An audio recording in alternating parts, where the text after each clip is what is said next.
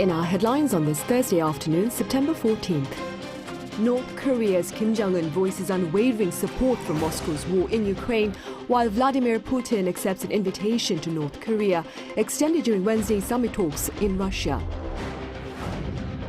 And the US reiterates its resolve to take action against North Korea and Russia in the event of an arms deal between the two countries to advance Moscow's aggression and to bolster Pyongyang's ambitions. Meanwhile, South Korea pledges $6 billion in financial support for the African continent to advance energy transition and agricultural transformation as the two partners bolster collaboration. Russia's Vladimir Putin has reportedly accepted an invitation to North Korea, extended by Kim Jong-un during their talks at a spaceport in Russia's Far East earlier on Wednesday. Our foreign affairs correspondent Pei Eun-jae covers that exchange and more. As Kim arrived at a remote space launch site in Russia's Far East, the leaders of the two isolated states exchanged smiles and shook hands. Putin, who's usually late to meetings with other foreign leaders, arrived at the Vostochny Cosmodrome early and waited for Kim for about 30 minutes. Since their meeting in 2019, the war in Ukraine has turned the tables, as it is Putin who's reaching out to Kim for help, with Russia completely isolated on the global stage, in need of help for more weapons. In his opening remarks, Putin thanked Kim for accepting Russia's invitation, saying they have a lot to discuss. Of course, we need to discuss the issues of economic cooperation and humanitarian issues, as well as the situation in the region. Sitting next to Putin, Kim said Russia is fighting a sacred war and stressed that his regime would fight together in the battle against imperialism. We have constantly expressed our full and unconditional support for all the decisions taken by the President and the Russian leadership, and I want to assure you that we will always be together with Russia in the fight against imperialism. The two leaders held talks for several hours with their ministers before holding a separate one-on-one meeting. This was followed by a lavish lunch where Kim said they held an elaborate discussion about the military and political situation on the Korean Peninsula and in Europe. On the situation in Ukraine, he assured Putin that Russia will win against evil. The Russian army and people will certainly secure a great victory in the sacred struggle for the punishment of a great evil that claims hegemony and feeds an expansionist illusion. The North Korean leader also expressed hopes that Wednesday's visit will play an important role in transforming their traditionally friendly relations into a, quote, unbreakable strategic partnership. Meanwhile, Russia has also signaled its willingness to assist Pyongyang. When asked by a reporter whether Russia would help North Korea launch its own satellites and rockets, Putin responded by saying that's exactly why we're here. He added that Kim showed great interest in rocket engineering. Before sitting down for talks, Putin showed Kim around the building, where Russia's new space booster, the Angara, is assembled. The fact that the two leaders chose this specific spaceport for the meeting suggests that North Korea and Russia will enhance security cooperation, as it is a symbol of Russia's ambitions as a space power. From Pyongyang, Kim took a long train journey aboard his private armored train to get there. Putin may offer satellite launch technology to Kim in exchange for North Korean weapons and ammunitions. This has been sparking concerns regarding Russia's resupplying of weapons for the war in Ukraine and the development of North Korea's missile capabilities. Pei Eun-jae, Arirang News. And amid those very concerns, the message from the Biden administration remains consistent. That is, an arms deal between Moscow and Pyongyang will lead to, quote, repercussions. Our foreign affairs correspondent Lee Dae-yeon reports. The U.S. warns that North Korea and Russia may have to pay the price following the possibility of an arms deal at the bilateral summit between Kim Jong-un and Vladimir Putin. U.S. National Security Council spokesman John Kirby on Thursday said that should Russia and North Korea decide to move forward with a bilateral arms deal, Washington will take measures to deal with that. As Jake Sullivan said last week, there will certainly be repercussions for North Korea, both from the United States and from the international community. He also urged North Korea to not support Russia's invasion of Ukraine. As I've said before, we continue to urge North Korea to meet its public commitments not to support Russia's war in Ukraine. No nation on the planet, nobody, should be helping Mr. Putin kill innocent Ukrainians. U.S. State Department spokesperson Matthew Miller on the same day also expressed his concerns on potential military ties between Pyongyang and Moscow. It is troubling when you see the Russians talking about cooperating with North Korea on programs that would violate UN Security Council resolutions that Russia itself voted for. This comes as Putin, during his summit with Kim, pledged that Russia will support the development of North Korea's satellites as the two met at a Russian spaceport. The State Department spokesperson added that Washington will keep a close eye on the bilateral relations and impose sanctions if needed.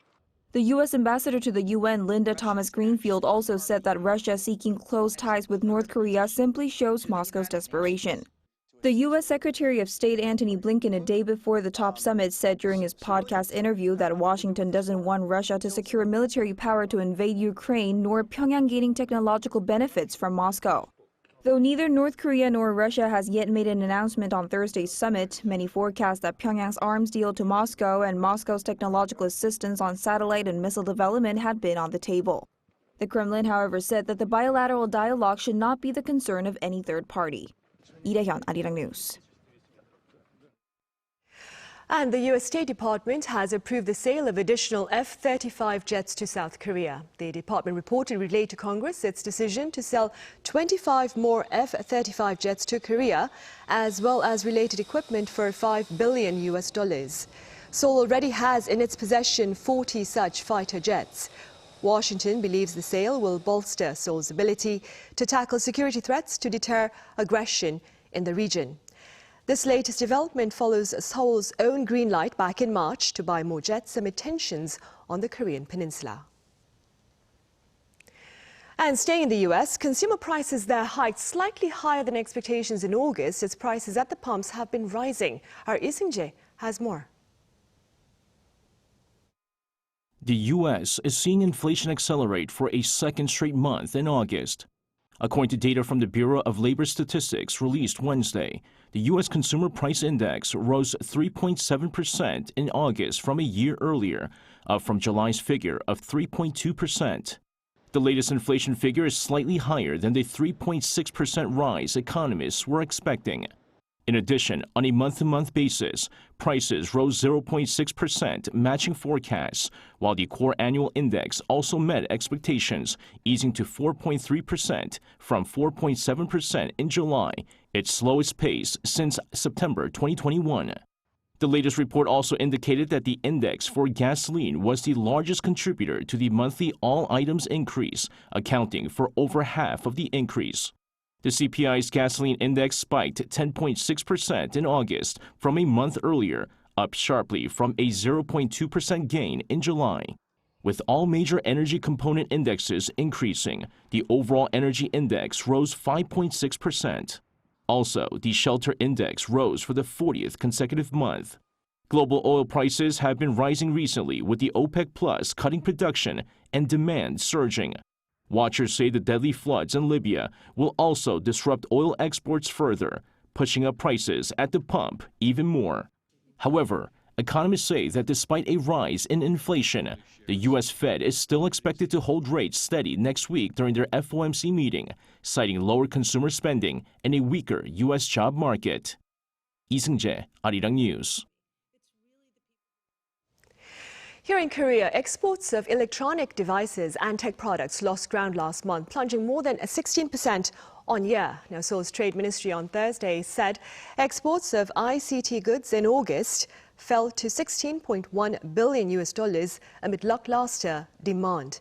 In contrast, chip exports noted some improvement, rising to $8.6 billion in August, up from $6.2 billion back in January. And findings for the first 4 months of this year show a tangible boost in European Union imports from Korea, which now trails China, the US and the UK. According to the Korea International Trade Association on this Thursday, the value of EU imports from Korea rose 10.7% on year. Now, this is the first time Korea has surpassed Japan and Russia in terms of goods sold to the EU. Pundits are linking this latest performance to greater EU demand for Korean cars and biomedical products that surged over 13% and 7% respectively. Over in Busan, relevant authorities from Korea and Africa gathered to address economic cooperation, during which officials here pledged $6 billion in financial assistance for the African continent to promote energy transition and agricultural transformation. Our business correspondent Shin Ha-young reports. Economic ties between South Korea and Africa can develop into a powerful alliance. That's according to Seoul's finance minister on Wednesday in his opening speech at the 7th Korea-Africa Economic Cooperation or KOAFEC Ministerial Conference, with a biennial event held for the first time in 5 years due to the COVID-19 pandemic. The importance of South Korea and Africa in the international society has significantly increased. I'm confident that if South Korea's advanced industries and Africa's growth potential are combined, we can become the most powerful alliance in leading the recovery of the global society. Under the theme of just energy transition and agricultural transformation in Africa, representatives from 38 African countries gathered in the southeastern port city of Busan to discuss ways to bolster economic cooperation. As a part of the joint declaration by South Korea and Africa, action plans for the next 2 years were announced. The plans include Seoul's $6 billion financial aid package to support various projects in Africa, with a special focus on energy transition, agricultural, and education projects. Both sides agree that insufficient electricity supply has delayed Africa's economic growth and industrialization. In response, they decided to work together to develop infrastructures such as power generation facilities, as well as dealing with renewable energy and energy efficiency. Africa has huge amount of renewable energy, and this will allow us to be able to support that. And in that sense, Korea is already supporting Africa through the Korea Trust Fund to actually prepare a study that will allow Africa to be able to consider the manufacturing of solar panels in Africa. That will help also the energy transition in Africa. So it's a big component. For agricultural innovation, initiatives will involve smart farming, the adoption of modern agricultural technologies, and the development of rice supply chains. On the sideline of the conference, South Korea and the African Development Bank held a signing ceremony for Seoul's commitment to increase its support for the KOAFEC Trust Fund. Under the agreement, it will provide an additional $24 million to the AFDB as part of the $6 billion financial package. Both sides agreed to further develop the economic cooperation discussed in the KOAFEC Ministerial Conference as groundwork for meaningful outcomes at the South Korea-Africa Summit in Seoul in May of next year. Shin Ha-young, Arirang News, Busan.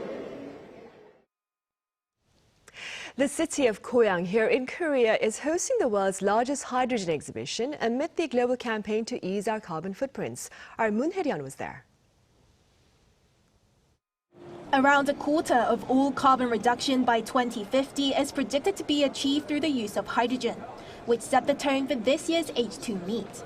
Starting on Wednesday through to Friday, it's the biggest hydrogen-related exhibition in the world and is hosted by South Korea every year. Exhibitions like this are getting bigger and bigger every year as countries aim to go carbon neutral.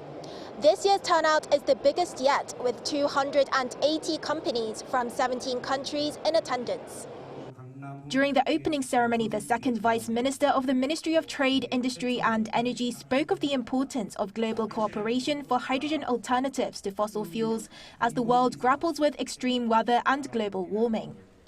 In order to build a clean, hydrogen-centered ecosystem that can contribute to greenhouse gas reduction substantially, we will establish a clean hydrogen certification system within the year and secure a stable supply chain through global cooperation.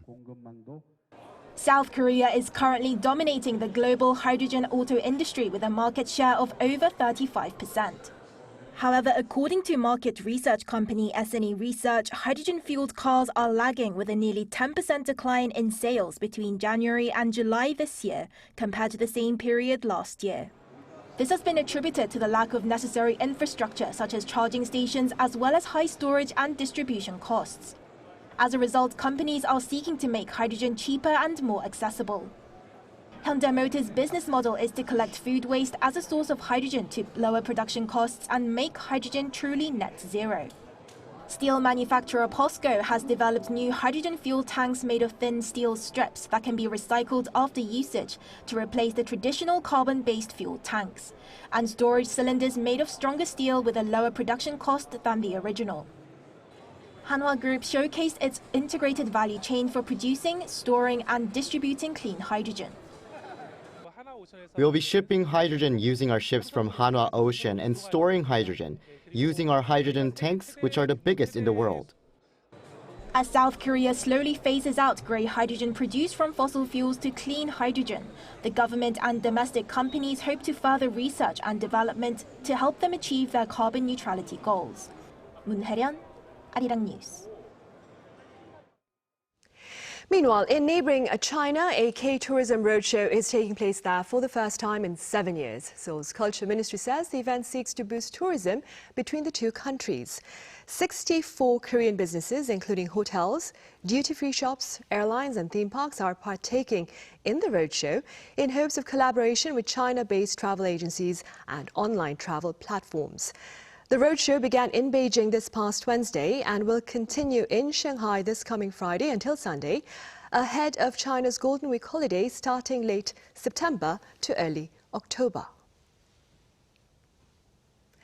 Traditional wedding attire adorned by royal women of the Joseon dynasty is known as Hwarot, and a number of them are going on display at a special exhibition here in the country, owing in part to a donation by BTS member RM. Our Shin Se-byuk explains. Draped in vibrant crimson and adorned with delicate embroidery. These are the Hwarot, bridal robes worn by the women of the Joseon dynasty's royal court. They are crafted using safflower dye that's harvested in August. They are dyed numerous times, resulting in the deepest and purest shade of red. As they're meticulously embroidered in a variety of colors and elegantly finished with touches of gold. The National Palace Museum of Korea in central Seoul is holding a special exhibition starting on September 15th, showcasing various hwarots and the tools used at royal weddings during the Joseon dynasty. Featured in this exhibition are 9 hwarot pieces, 3 in Korea and 6 from American museums such as the Field Museum in Chicago and Brooklyn Museum in New York. In particular, the Hwarot from the Los Angeles County Museum of Art has recently undergone conservation treatment thanks to RM, a member of K-pop sensation BTS. RM donated 100 million Korean won, or roughly $75,000 last year, to the Overseas Korean Cultural Heritage Foundation in support of the preservation and restoration of Korea's cultural heritage abroad. The Hwarot worn by Princess Pogon, the second-born daughter of King Sunjo, is also on display. It is the only surviving example where the wearer is actually known. In this exhibition, interactive touchscreen displays offer a close-up view of the beautiful embroidery, featuring motifs like phoenixes and flowers. Visitors can immerse themselves in the essential spaces of royal weddings and explore the various tools and materials used in crafting hwarot. The organizer hopes this exhibition can provide visitors with a deeper appreciation of traditional royal wedding culture. I wish visitors could gain a deeper understanding of those who wore hwarot and share meaningful moments that bridge the past to the present. The exhibition, Blooming Hwarot, Bridal Robes of the Joseon Royal Court, will run until December 15th. Shin Se-byuk, Arirang News.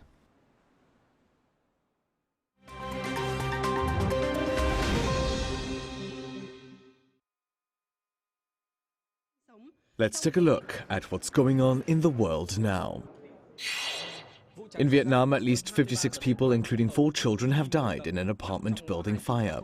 Vietnamese media have reported that the blaze in the capital, Hanoi, late on Tuesday evening also injured 37 others. The cause of the fire is being determined, but according to witnesses, it began in the parking garage of the 9-story building where many bikes were parked. Firefighters struggled to save those trapped in the building due to its location in a narrow alley and a lack of fire escapes. The owner of the building has been arrested on charges of violating fire prevention regulations. Hanoi is a fast-growing city and has seen a number of new apartments being built in recent years. But local authorities say many of these do not meet fire safety rules. In the United States, leaders in big tech, including Elon Musk and Mark Zuckerberg, are meeting with lawmakers in Congress to discuss the future of artificial intelligence and laws that could govern it. 3 separate meetings on AI are being held this week on Capitol Hill. The meetings come before lawmakers begin drafting AI policies to protect against potentially dangerous material, including deep fakes. And some big tech leaders seem to be mostly in agreement on the need for regulation. I think it is important for similar reasons to have a regulator which you can think of as a referee to ensure that companies take actions that are safe and in the interest of the general public. There is still a way to go, however, as there's no consensus on what regulation should look like. Scientists say that humanity has crossed 6 of the 9 boundaries for livability on Earth.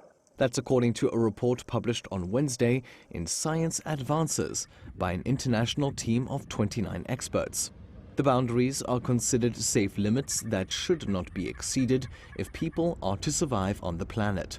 They include integrity of the biosphere, climate change, and the use and availability of fresh water. The report specifically warned against increasing deforestation, excessive biomass use, and the spread of man-made products like plastic. It also said that the planet's health is now well outside of the safe operating space for humanity. The remaining boundaries not yet breached are ocean acidification, ozone depletion, and air pollution. And finally, Mexico's Congress has unveiled a pair of alleged mummified alien bodies.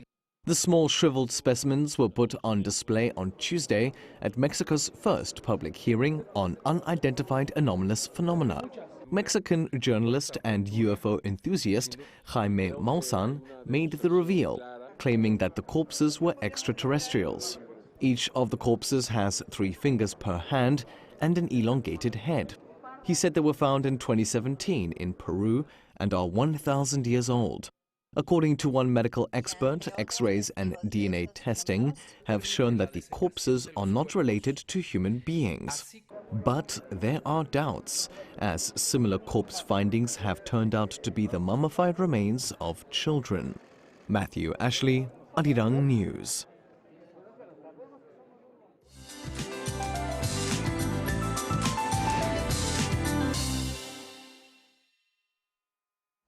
Good afternoon. Rain has let up in most of the central parts of the country, but parts of the south and east of Gangwon-do province are seeing rain today. East of Gangwon-do could see more than 100 millimeters of showers. Northern parts of Gyeongsang-Bukdo province and south coast could see up to 70 millimeters through tomorrow. The rest of the country could see 5 to 60 millimeters of rainfall. Central areas are under partly sunny skies, and afternoon temperatures are on the warmer side again, going up 4 degrees higher this afternoon at 29 degrees here in Seoul. But rain-affected regions are as breezy as yesterday, hovering around mid-20s this afternoon. Then morning sunshine in the upper regions is joined by clouds in the afternoon. Rain returns to the capital area tomorrow, and this weekend looks to be a rainy one as well. However, after this week's wet weather, we'll get one step closer to the autumn next week. That's Korea for you, and here's a look at the international weather conditions.